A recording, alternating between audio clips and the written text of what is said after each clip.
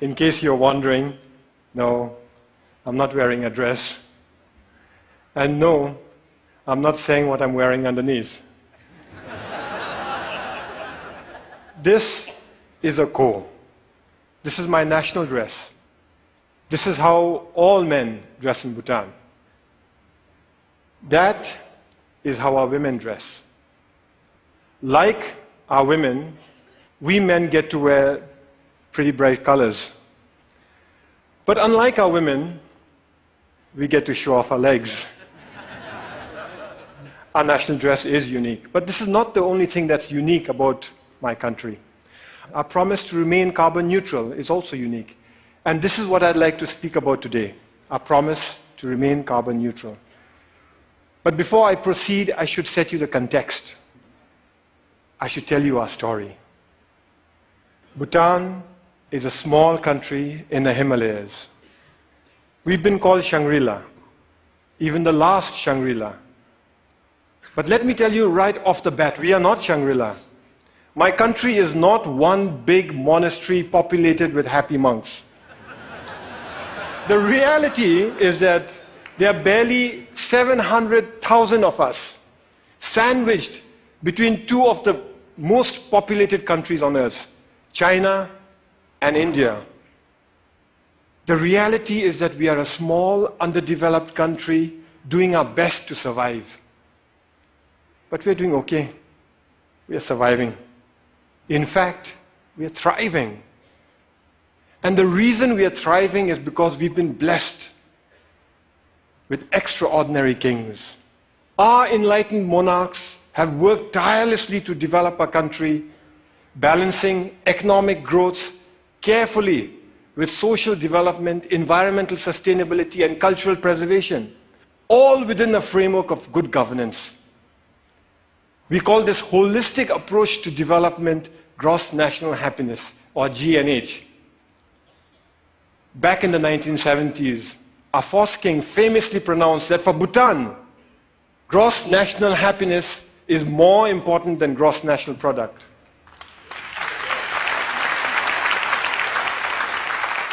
Ever since, all development in Bhutan is driven by GNH, a pioneering vision that aims to improve the happiness and well-being of our people. But that's easier said than done, especially when you're one of the smallest economies in the world. Our entire GDP is less than $2 billion. I know that some of you here are worth more individually than the entire economy of my country. So our economy is small. But here's where it gets interesting. Education is completely free. All citizens are guaranteed free school education, and those that work hard are given free college education. Healthcare is also completely free. Medical consultation, medical treatment, medicines, they're all provided by the state. We manage this because we use our limited resources very carefully, and because we stay faithful to the core mission of GNH, which is development with values. Our economy is small and we must strengthen it. Economic growth is important.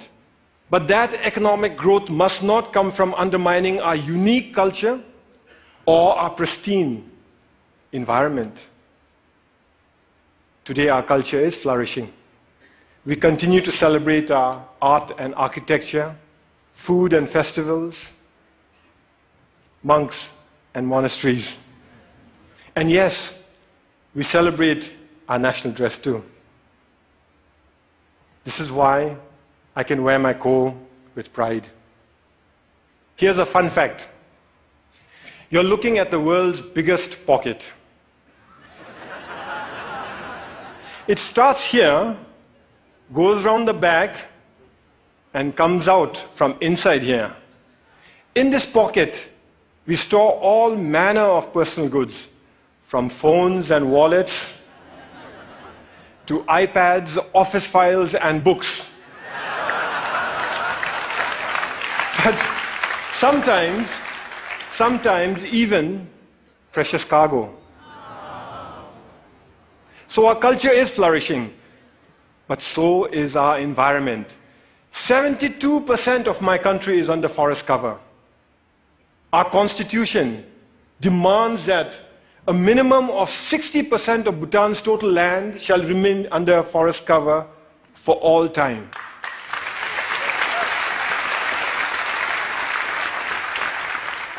Our constitution, this constitution, imposes forest cover on us.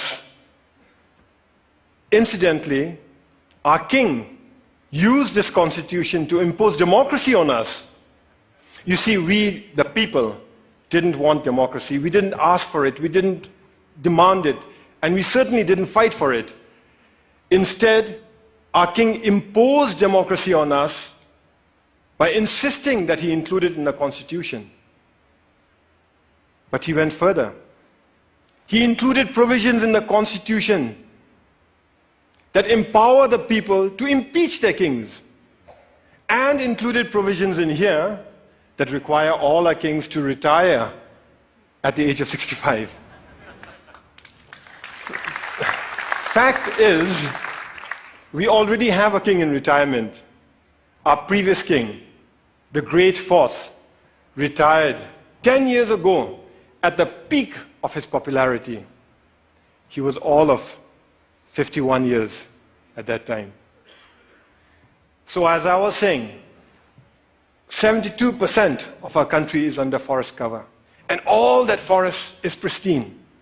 That's why we are one of the few remaining global biodiversity hotspots in the world. And that's why we are a carbon neutral country. In a world that is threatened with climate change, we are a carbon neutral country. Turns out it's a big deal. Of the 200 odd countries in the world today, it looks like we are the only one that's carbon neutral. Actually, that's not quite accurate. Bhutan is not carbon neutral. Bhutan is carbon negative. Our entire country generates 2.2 million tons of carbon dioxide. But our forests, they sequester more than 3 times that amount. So we are a net carbon sink for more than 4 million tons of carbon dioxide each year. But that's not all. We export most of the renewable electricity we generate from our fast-flowing rivers. So today, the clean energy that we export offsets about 6 million tons of carbon dioxide in our neighborhood. By 2020, we'll be exporting enough electricity to offset 17 million tons of carbon dioxide. And if we were to harness even half our hydropower potential, and that's exactly what we are working at, the clean, green energy that we export would offset something like 50 million tons of carbon dioxide a year. That is more CO2 than what the entire city of New York generates in 1 year. So inside our country, we are a net carbon sink. Outside, we are offsetting carbon. And this is important stuff. You see, the world is getting warmer. And climate change is a reality. Climate change is affecting my country. Our glaciers are melting, causing flash floods and landslides, which in turn are causing disaster and widespread destruction in our country. I was at that lake recently. It's stunning. That's how it looked 10 years ago. And that's how it looked 20 years ago. Just 20 years ago, that lake didn't exist. It was a solid glacier. A few years ago, a similar lake breached its dams and wreaked havoc in the valleys below. That destruction was caused by one glacial lake. We have 2,700 of them to contend with. The point is this: my country and my people have done nothing to contribute to global warming. But we are already bearing the brunt of its consequences. And for a small, poor country, one that is landlocked and mountainous, it is very difficult. But we are not going to sit on our hands doing nothing. We will fight climate change. That's why we have promised to remain carbon neutral. We first made this promise in 2009 during COP15 in Copenhagen. But nobody noticed. Governments were so busy arguing with one another and blaming each other for causing climate change that when a small country raised our hands and announced, we promise to remain carbon neutral for all time, nobody heard us. Nobody cared. Last December in Paris, at COP21, we reiterated our promise to remain carbon neutral for all time to come. This time we were heard. We were noticed and everybody cared.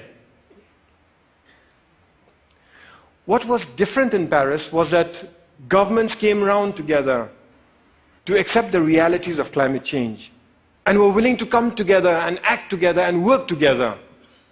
All countries, from the very small to the very large, committed to reduce the greenhouse gases emissions.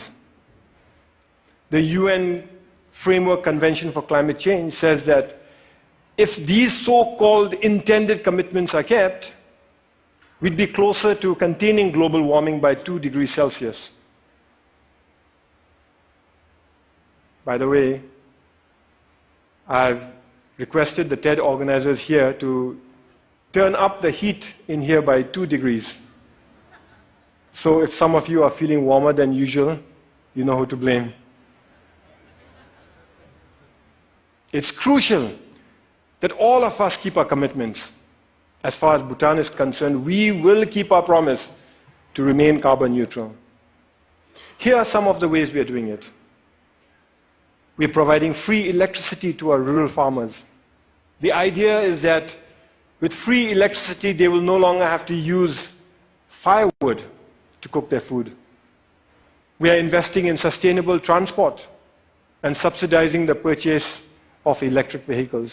Similarly, we are subsidizing the cost of LED lights, and our entire government is trying to go paperless.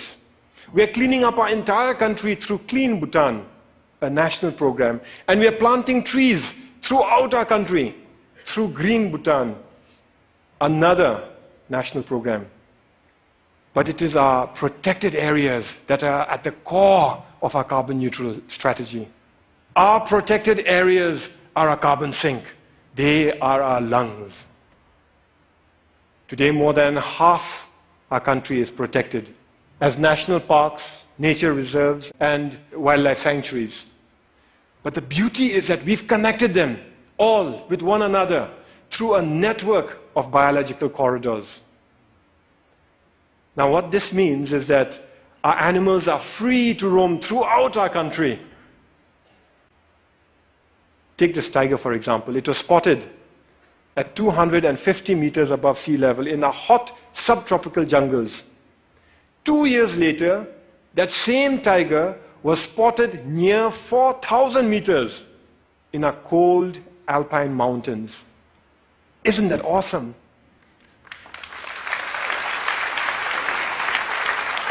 We must keep it that way. We must keep our parks awesome. So every year we set aside resources to prevent poaching, hunting, mining, and pollution in our parks. And resources to help communities who live in those parks manage their forests, adapt to climate change, and lead better lives while continuing to live in harmony with Mother Nature. But that is expensive. Over the next few years, our small economy won't have the resources to cover all the costs that are required to protect our environment. In fact, when we run the numbers, it looks like it'll take us at least 15 years before we can fully finance all our conservation efforts. But neither Bhutan nor the world can afford to spend 15 years going backwards. This is why His Majesty the King started Bhutan for Life. Bhutan for Life gives us the time we need. It gives us breathing room. It is essentially a funding mechanism to look after our parks, to protect our parks till our government can take over on our own fully. The idea is to raise a transition fund from individual donors, corporations and institutions. But the deal is closed only after predetermined conditions are met and all funds committed. So multi-party, single closing, an idea we borrowed from Wall Street. This means that individual donors can commit without having to worry that they'll be left supporting an underfunded plan. It's something like a Kickstarter project, only with a 15-year time horizon and millions of tons of carbon dioxide at stake. Once the deal is closed, we use the transition fund to protect our parks, giving our government time to increase our own funding gradually till the end of the 15-year period. After that, our government guarantees full funding forever. We're almost there. We expect to close later this year. Naturally, I'm pretty excited.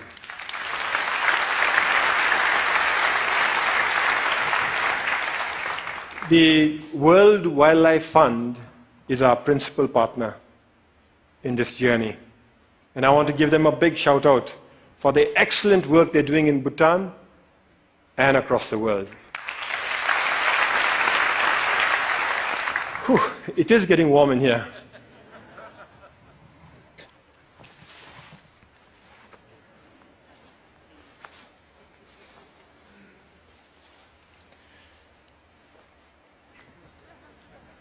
I thank you for listening to our story. A story of how we are keeping our promise to remain carbon neutral. A story of how we are keeping our country pristine for ourselves, our children, for your children and for the world. But we are not here to tell stories, are we? We are here to dream together. So in closing, I'd like to share one more dream that I have. What if we could mobilize our leadership and our resources, our influence and our passion to replicate the Bhutan for Life idea to other countries so that they too can conserve their protected areas for all time? After all, there are many other countries who face the same issues that we face. They too have natural resources that can help win the world's fight for sustainability. Only they may not have the ability to invest in them now. So what if we set up Earth for Life, a global fund, to kickstart the Bhutan for Life throughout the world? I invite you to help me to carry this dream beyond our borders to all those who care about our planet's future. After all, we're here to dream together, to work together, to fight climate change together, to protect our planet together. Because the reality is, we are in it together. Some of us might dress differently, but we are in it together. Thank you very much. And Kashi Dila. Thank you. Thank you. Thank you. Thank you.